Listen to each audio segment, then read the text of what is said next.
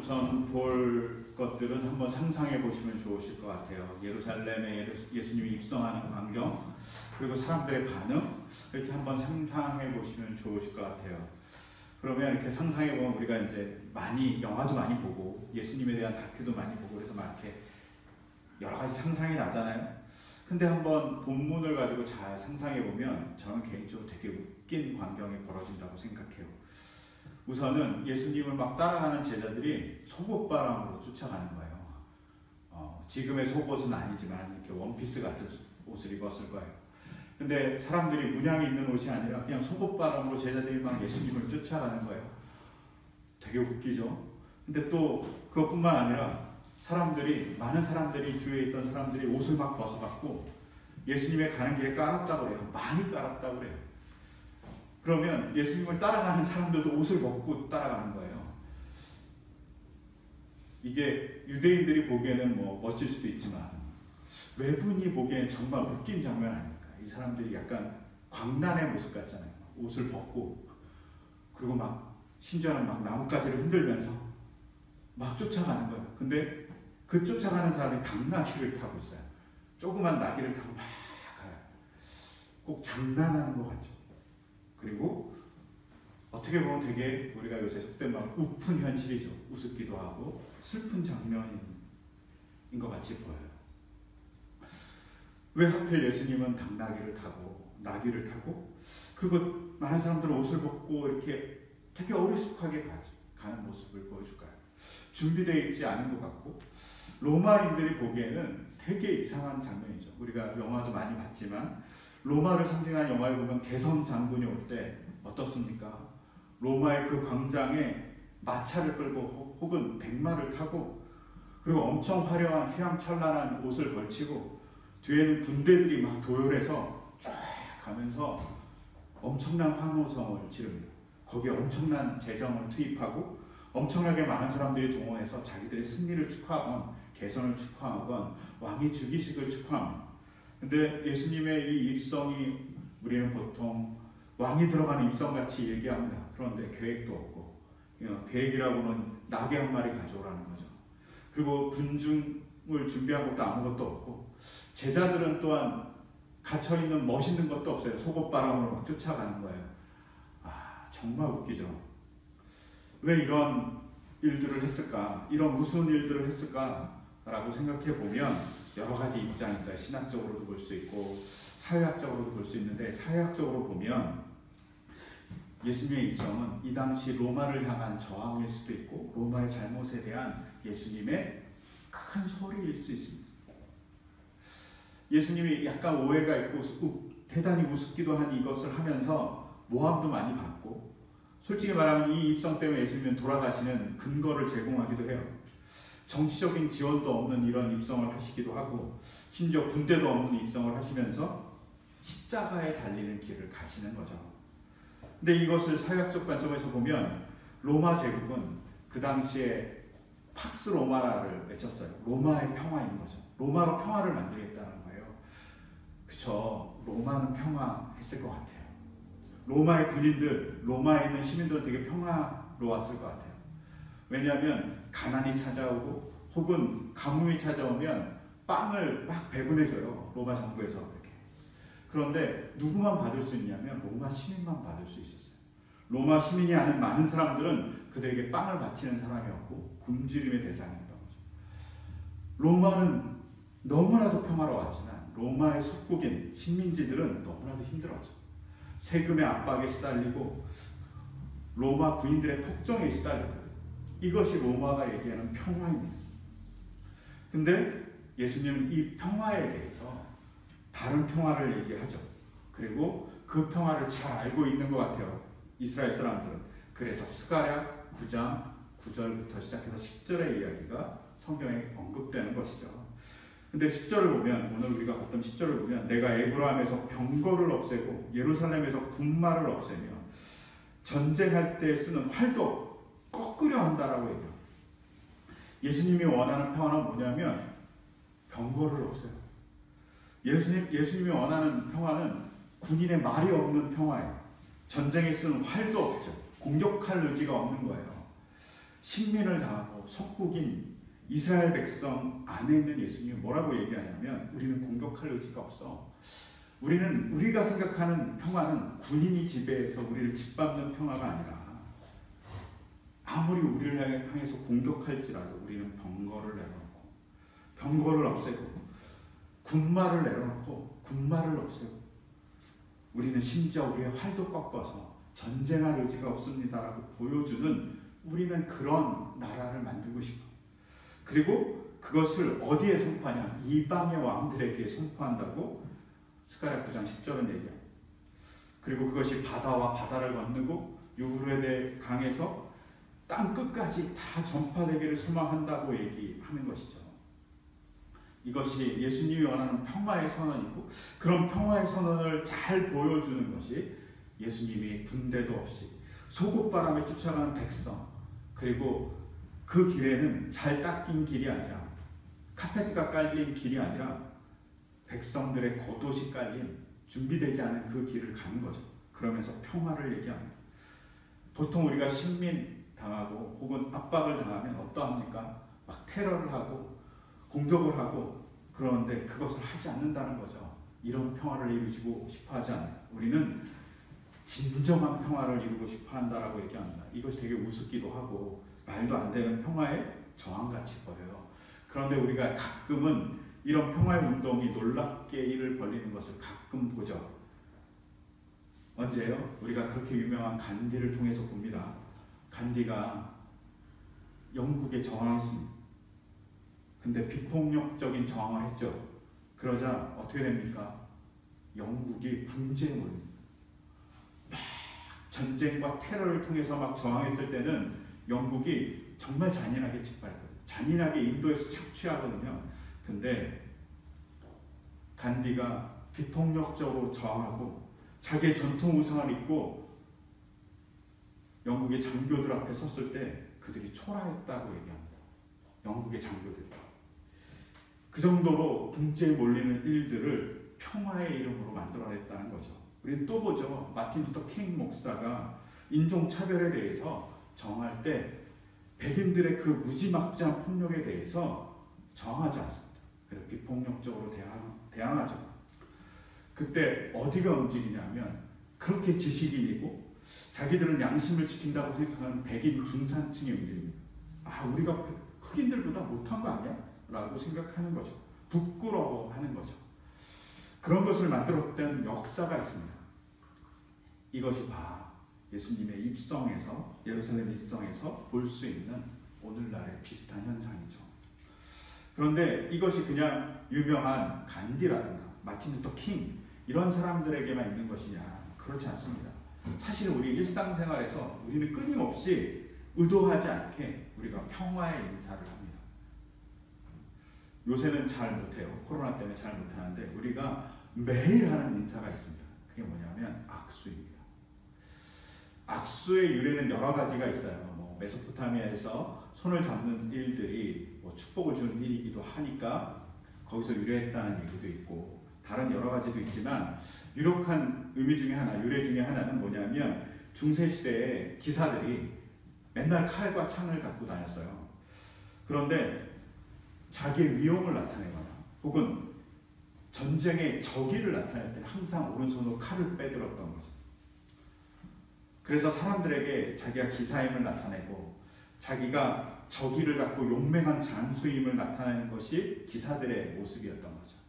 근데 이 기사들이 자기가 싸울 의사가 없고 평화를 얘기할 때는 어떻게 하냐면 오른손을 내밀어서 빈손을 보여주는 거죠. 그리고 악수를 합니다. 그리고 나는 당신과 싸울 의사가 없습니다라는 것을 보여주는 거죠. 여기서 악수의 유래가 시작됐다는 거죠. 칼을 내려놓은 손, 그것이 악수입니다. 우리가 그걸 하잖아요. 누군가하고 인사할 때 악수합니다. 사실은 이 악수 속에 우리는 평화를 이루고 싶어하는 사람입니다. 고백이 존재하죠. 심지어 우리는 악수하고 어떻게 하냐면 막 손을 흔들어요. 왜 손을 흔들까요? 손을 흔드는 이유 중에 여러 가지가 있지만 하나는 소매 속에 칼이나 단검이 있지 않을까. 나는 단검이 없어요. 당신도 없죠? 라는 것을 서로 확인해 주는 방법으로 손을 흔드는 거예요. 그러면 흔들림을 통해서 칼이 소매에 숨겨지지 않은 것을 보여주는 거죠. 우리가 이런 일들을 하면서 평화를 선포하는 거죠. 이 작은 일의 행위에서 우리가 끊임없이 평화를 선포하는 일들을 하면 우리 안에 평화가 만들어지잖아요. 우리가 가끔 이런 사람들을 보잖아요. 악수를 통해서 뭘 하죠? 평화를 만드는 사람들. 근데 되게 싫은 사람이 있어요. 근데 그 사람과 악수를 할 때 놀랍게도 화해의 길이 열리기도 합니다. 예수님이 이런 일을 하기 위해서 평화의 상징인 나귀를 타시고 무장하지 않은 제자들과 속옷바라는 백성들을 데리고 입성하신 것이죠. 그런데 이런 정도로 입성하는 것을 보면서 환호했던 백성들이 예수님 안에서 뭐라고 외치냐면, 우리가 오늘 읽었던 마가복음서 11장 10절에 보면 복되다 다가오는 우리 조상 다윗의 나라야라고 외칩니다. 근데 이게 되게 당황스러워요. 왜 당황스럽냐면 다윗을 조상으로 부른 적이 별로 없기 때문입니다. 보통 유대인들이 우리의 조상 그렇게 얘기하면 3명 정도가 언급돼요. 아브라함, 이삭, 야곱. 요셉도 언급되지 않습니다. 조상의 대열에 다윗이 잘 끼지 않아요. 가끔 끼지만 거의 언급되는 적이 없어요. 그런데 예수님이 입성할 때 뭐라고 얘기하냐면 유대 사람들이 우리의 조상 다윗의 나라라고 얘기합니다. 이들이 꿈꾸는 것을 알 수 있죠. 이들은 뭘 꿈꾸죠? 예수님은 비폭력적으로 돌아가시고 예수님은 겸손한 마음으로 돌아가고 계시는데 이들은 뭘 꿈꾸냐면 군사적인 왕을 꿈꾸는 거예요. 다윗과 같은 왕, 다윗과 같이 모두 무찔러 주셔서 우리나라가 군사 대국이 되는 것을 꿈꾸는 그런 모습을 통해서 외치는 거예요. 우리의 조상 다윗의 나라. 시각이 약간 비뚤어져 있는 거죠. 자기 행동은 대단히 평화스러운 행동을 하고 있지만 그 행동과 반대되게 그들의 마음속에 뭐가 있냐면, 우리의 예수님을 통해서 로마를 물리칠 수 있을 수도 있다라고 생각하는 폭력적인 이야기들이, 폭력적인 생각들이 가슴에 가득한 거죠. 그럴 만한 울분이 있는 건 당연합니다. 그럼에도 불구하고 그 울분에 대해서 예수님이 뭐라고 하냐면 나는 평화롭게 군마를 없애고 병마를 없애며 들어가겠다고 얘기하는 겁니다. 제가 시각이 잘못된 것을 경험한 적이 있어요. 언제냐면 눈이 가려지면 얼마나 웃긴 일이 벌어지냐면 제가 예루살렘에 여행 간 적이 있어요. 근데 예루살렘에 딱 들어갔더니 이제 통곡의 벽이 있는 그 공간에 들어갔어요. 그리고 거기에 황금돔이 있는 곳도 들어갔어요. 그런데 거기 딱 들어가는 순간 이렇게 터널을 통과해서 들어가요. 터널은 아니지만 그냥 터널 같아요. 그냥 터널을 통과해서 들어가야 되는데 그 터널을 통과해서 딱 들어가서 딱 통곡의 벽이 있는 광장에 딱 들어가는 순간 너무 눈이 부신 거예요. 막 눈을 뜰 수 없을 정도로 막 눈이 부신 거예요. 저는 개인적으로 다 아이보리 톤의 돌들이 가득한 거예요. 근데 걔네들이 막 태양을 받으니까 반짝반짝반짝 빛나는 거예요. 너무 눈이 아픈 거예요. 그래갖고 선글라스를 꼈어요. 그리고 이제 막 돌아다니면서 뭐 중요한 자료들을 사진을 다 찍었습니다. 그리고 숙소로 돌아와서 사진을 딱 보는 순간 깜짝 놀랐어요. 사진이 이렇게 다들 하얗게 발해 있는 거예요. 그래서 제가 선글라스 끼고 사진을 찍어갖고 조도가 안 맞은 거예요. 이게 되게 어둡네. 그러면서 제가 다 밝게 만들어 놓은 거예요.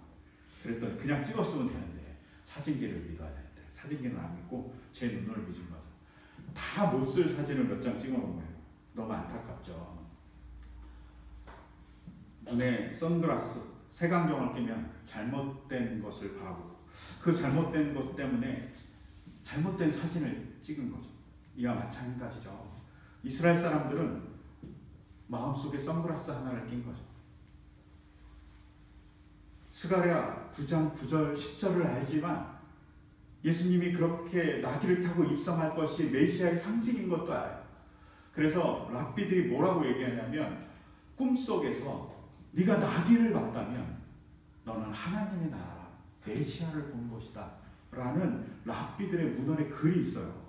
즉 예수님이 오기 전에 랍비들이 나귀를 보는 것이 정말 메시아가 오는 상징이라는 얘기를 끊임없이 해준 거죠. 근데 그것만 본 거예요. 나귀 타는 것만. 그리고 자기 마음속에는 언제나 군사적인 혹은 자기가 생각하는 메시아상에 갇혀서 얘기하는 것이죠. 그런데 예수님은 얘기하고 싶었던 것이 있죠. 뭘 얘기하고 싶으냐면 나귀를 탄 모습을 통해서 너희들이 봐야 할 현실이 있다는 거죠. 왜 나귀를 타고 입성해야 되느냐에 대한 신학적인 고찰이 있어요. 그것은 바벨론 시대 이후에 나온 고찰이에요. 스가랴서도 그 이후에 나온 거니까. 근데 바벨론서 이후에 나왔던 이 고찰에서 뭐라고 얘기하냐면 나귀를 타고 임금이 예루살렘에 입성하는 것은 우리가 불순종해서 이스라엘이 바벨론에 의해서 망한 것에 대한 반성으로 겸손하게 하나님을 바라보겠다는 의지로서 왕이 말이 아닌 나귀를 타는 것이라고 얘기합니다.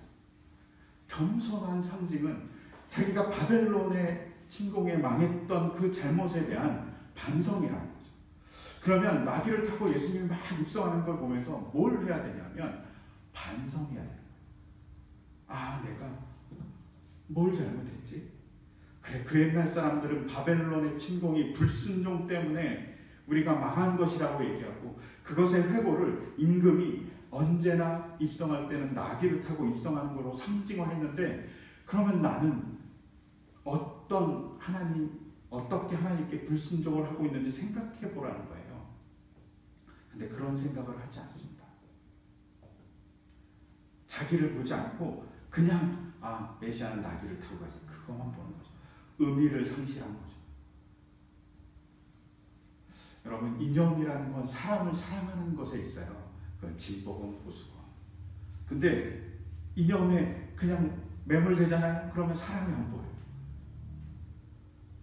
보수도 사람을 사랑해야 되고요. 진보도 사람을 사랑하기 때문에 이념이 나온 거예요. 근데 그걸 보지 않아요.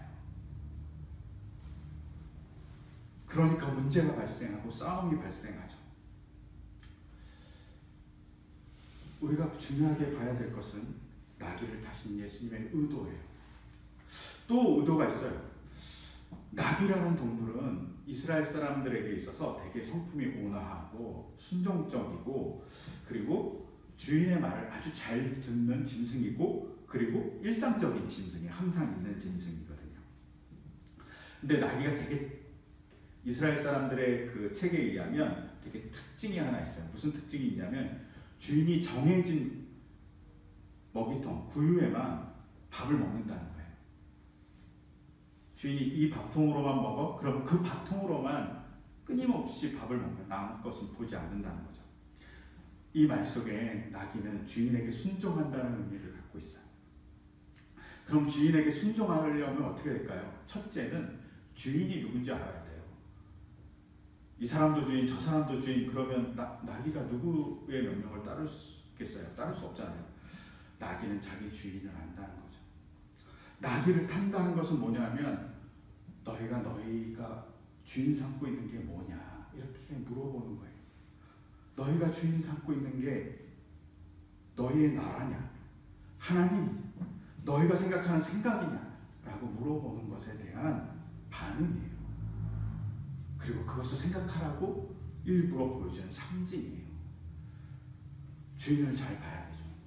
또 주인만 잘 보면 됩니까? 그렇지 않잖아요. 주인을 보고 주인의 얘기를 귀담아 들어야죠. 주인이 뭐라고 얘기했는지 귀담아 듣고 그것에 대해서 정확하게 인지할 수 있어야죠. 이것이 나귀의 본성인 거죠. 예수님이 나귀를 탄 중요한 목적이 뭐냐면 너희가 하나님을 바라보고 있는지 그리고 하나님의 이야기를 듣고 있는지 한번 봐라 라고 얘기하는 겁니다. 그리고 예수님은 나는 성자로서 성부의 음성을 듣고 십자가의 길을 걷기 위해서 나귀를 탔다라고 얘기합니다.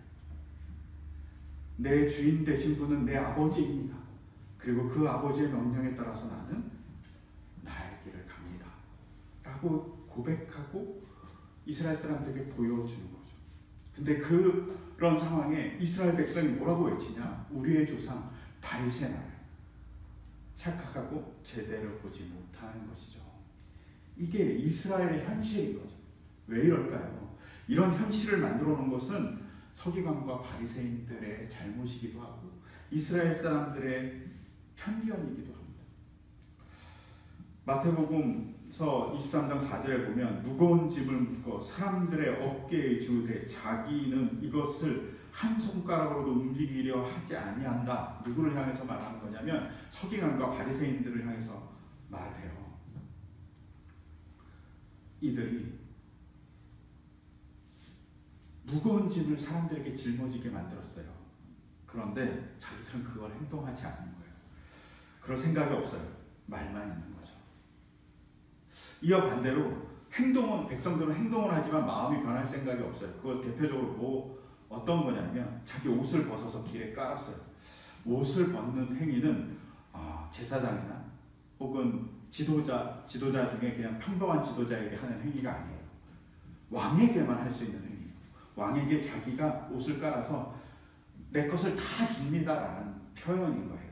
아니면 내 지역이 당신 겁니다 라고 얘기하는 상징적인 표현이에요. 그러니까 백성들이 옷을 벗는 행위는, 그리고 그것을 까는 행위는 내가 왕에게 속했습니다 라는 고백인데, 그렇게 고백을 하면서도 이 사람들은 내 생각은 안 버릴 거야 라고 얘기하는 거죠. 내 생각은 절대 버릴 수 없어. 내 생각대로 당신이 움직여야 돼 라고 얘기하는 것 같고 별로 다르지 않습니다. 행동은 그럴싸해요. 하지만 마음은 바뀌지 않은 거죠. 이런 모습이 어디 있죠? 우리가 교회 안에 많이 있잖아요. 끊임없이 우리는 예배를 드리고, 저도 마찬가지고 성경을 읽지만 우리 생각을 내려놓고 성경을 보는 게 아니라 내 생각대로 성경을 보려고 하죠. 아니면 내 생각대로 교회를 보려고 하죠. 근데 주님이 원하는 건 하나님의 생각대로 보라는 거죠. 그러려면 하나님을 끊임없이 내 주인으로 봐야 되고, 하나님의 음성을 귀 기울이려고 내 귀를 열어야 합니다. 이게 뭐하고 똑같냐면 운전하고 되게 비슷한 것 같아요. 저희 집 앞에 뭐가 있냐면, 저희 집 아파트 들어가는 입구에 위안부 할머니 소녀상이 있어요. 소녀상하고 중국의 소녀상이 이렇게 두 개가 나란히 있어요. 근데 제가 한 1년 정도는 몰랐어요. 맨날 차 타고 왔다 갔다 했으니까. 차라는 것에 갇혀갖고 목적지에만 신경을 쓰다 보면 우리 동네 그 유명한 위안부 할머니들을 위한 소녀상이 있다는 것을 못 보는 거예요. 약간 후미진 곳에 있기도 하지만 절대 보지 못해요. 그런데 지하철역 한성대 입구 6번 출구에 나와서 이렇게 걸어 올라가다 보면 옆에 나란히 앉아있는 두 분의 소녀상을 볼 수 있어요. 되게 감동스럽거든요. 근데 그 감동을 느끼려고 하면 차에서 내려야 해요. 그리고 차에서 내려서 그 공간에 가서 서 있어야만 해요. 근데 차라는 그 공간에 갇혀버리면 잘 안 보여요. 이게 똑같이 우리의 모습인 거예요. 우리가 끊임없이 갇혀 있을 수 있습니다. 내 생각에. 이게 우리의 모습일 수 있어요. 그리고 예수님이 막 겸손의 왕으로 막 올라가고 있는데 그걸 몰이해한 이스라엘 백성의 모습과 별 다르지 않습니다. 이스라엘 사람들이 나귀를 타고 예수님이 메시아가 오신다는 걸 너무나도 잘 알았어요. 그래서 오늘 스가랴 9장 9절에 도성 시온아 크게 기뻐하라 이 말을 인용하잖아요. 알고 있었던 거죠. 도성 예루살렘아 환성 울려라. 내 왕이 내게로 오시다. 우리 왕이 온다는 거잖아요. 그분은 공의로운 왕이고 구원을 베푸실 왕이고 온순해서 나귀, 곧 나귀 새끼 어린 것을 타고 오시는 분이라고 해요. 그것까지 잘 아는 이 사람들이 공의도 안 바라보고 구원도 안 바라보고 뭘 바라보면 자기 생각만 바라보는 거죠. 우리가 해야 될 일은 뭐냐면 예루살렘에 입성한 예수님을 읽고 혹은 유대인들이 했던 경험들을 보면서 우리가 할 일은 반성인 거예요. 스가랴 9장 9절이 있었던 이유, 그리고 나귀를 메시아가 타야 된다는 이유가 바벨론에 망했던 이스라엘 백성들이 자기가 망한 이유가 불순종이라는 사실을 회상하는 것이라는 중요한 신학적 이유가 있다는 사실을 기억해야 되는 거죠. 저희 집 앞에 소녀상을 보면서 항상 생각해야 될 건, 그래 일본은 다 없어져 버려야 돼, 뭐 이런 울분이나 그들은 망해버려야 돼, 이런 마음을 가지라는 게 아니에요. 사실은 소녀상을 바라보면서 뭘 봐야 되냐면 우리의 조상들이 너무나도 잘못된 정치와 백성을 사랑하지 않았던 그 모습 때문에 나라가 망한 것에 대한 반성을 하는 거죠. 우리는 그러지 않나 라고 반성하라는 거죠. 또 소녀상을 보면서 위안부 할머니들을 생각하지 않았던 우리의 과거의 잘못들, 그녀들을 홀대하고 그녀들을 무시하고 그녀들은 정말 나쁜 일을 한 사람들이야 라고까지 얘기했던 못된 사람들이 있어요. 근데 못된 과거 우리한테도 있죠. 그런 것에 대한 반성이죠. 그런 반성을 해야 되는 거예요. 아직도 반성하지 않았고 뭐 이상한 얘기하는 사람들이 되게 많거든요. 그 사람들이 예루살렘에 입성한 예수님을 보고 다윗의 나라야라고 외친 사람과 별 다르지 않을 거라고 생각해요. 그들이 변해요. 예수님을 죽이는 사람이 돼요. 별 다르지 않다는 거예요. 또한 소녀상을 보면서 우리 뭘 해야 되죠? 우리가 했던 잘못을 봐야 돼요. 무슨 잘못? 베트남에서 우리 민족이 했던 잘못이에요. 베트남 사람 엄청 많이 죽였거든요. 한국 사람들이 무서웠대잖아요. 왜요? 베트남 사람들이 한국 사람 한 명을 죽이면 베트남 한국 군인들이 그 마을 전체를 다 죽여버렸대잖아요.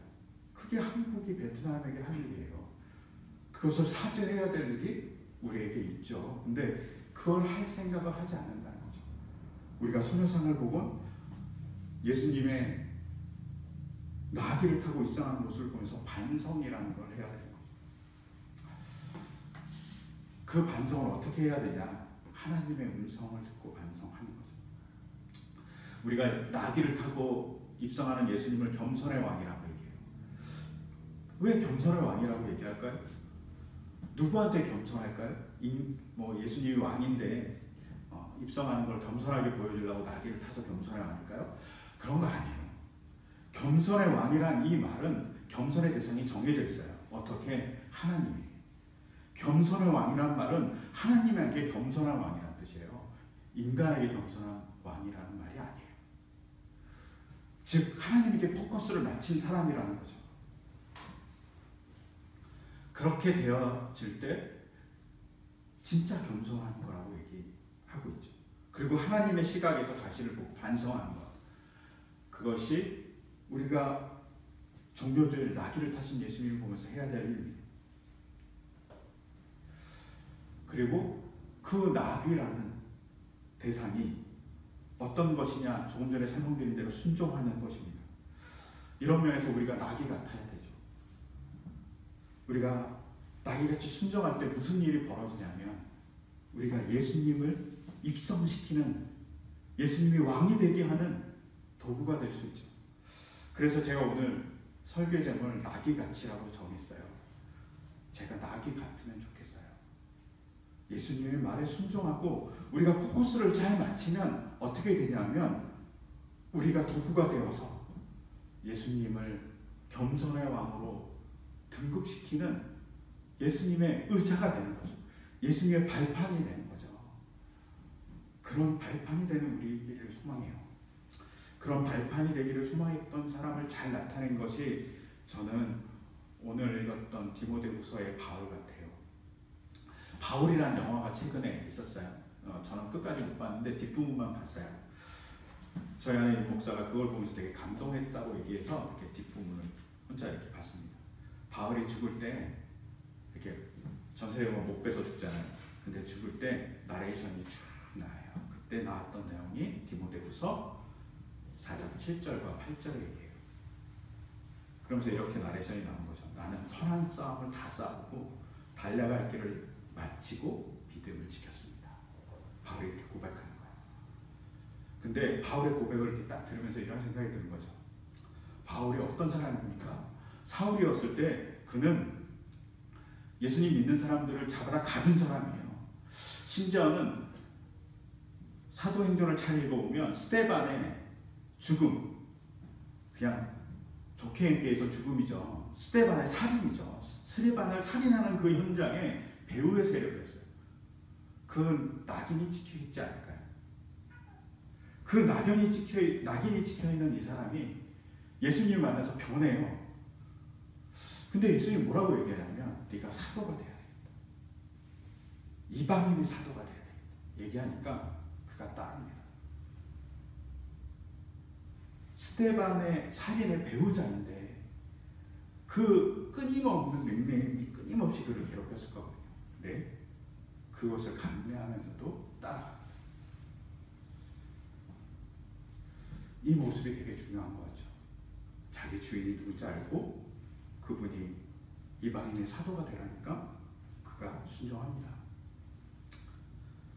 바울이 위대한 건 그렇게 많은 책을 쓰고 신학적으로 뛰어나서가 아니라 하나님의 말에 순종하는 것에 있다고 저는 생각해요. 그래서 바울이 자기 생애 맨 마지막일지 모르겠지만 나는 선한 싸움을 싸웠다.